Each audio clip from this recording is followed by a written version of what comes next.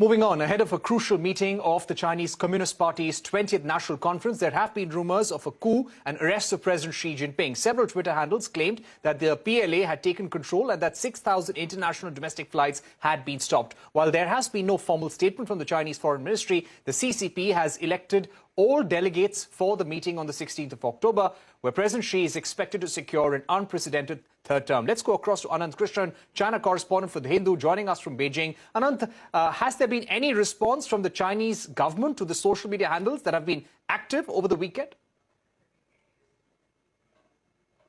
There has been no response, and I think it's expected there is no response because I don't think they want to give credence to those rumors.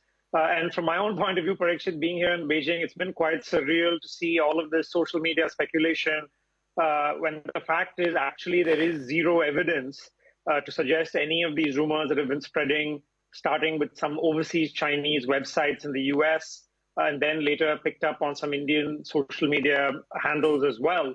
And I think that it's been quite surreal to see it because there's no such thing as, military movements that are extraordinary in Beijing. Life here in the Chinese capital this weekend has been as normal. And as you point out, Parikshit, on Sunday, you had the Chinese Communist Party take a closer step to the October 16th Congress, while they announced the list of delegates. President Xi Jinping is among those delegates, as expected. And my reading, Parikshit, is he'll come out of this Congress next month in full control over the party, the state, and the military for the next 5 years. And I think there's nothing to indicate to the contrary. Right. Have any analysts in China, have any of the papers there reported anything on this Twitter controversy that has been going on? Any view coming in as to why these are emerging just ahead of the party Congress? I think that there hasn't been any commenting by analysts in China or papers in China. And it's interesting to also note, Parikshit, it hasn't really been by international media organizations. And it seems to be something limited to a few overseas Chinese websites, as well as I think the Indian media has picked up these rumors as well, in my view, to a surprising degree. I think that it is common to see these rumors in overseas Chinese websites in political seasons in China. And especially this is a particularly sensitive year because it's a once in 5 year party Congress, which will see Xi Jinping finish 10 years at the helm. It's also because there is some disquiet in China over the zero COVID policies of the Xi Jinping government.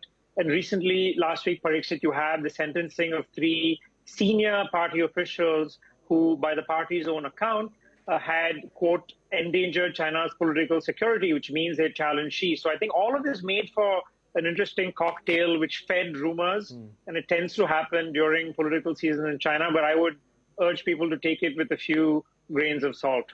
All right. And finally, Anant, on 16th, we expect President Xi to secure an unprecedented third term. What will this mean for President Xi and his hold over the political establishment in China?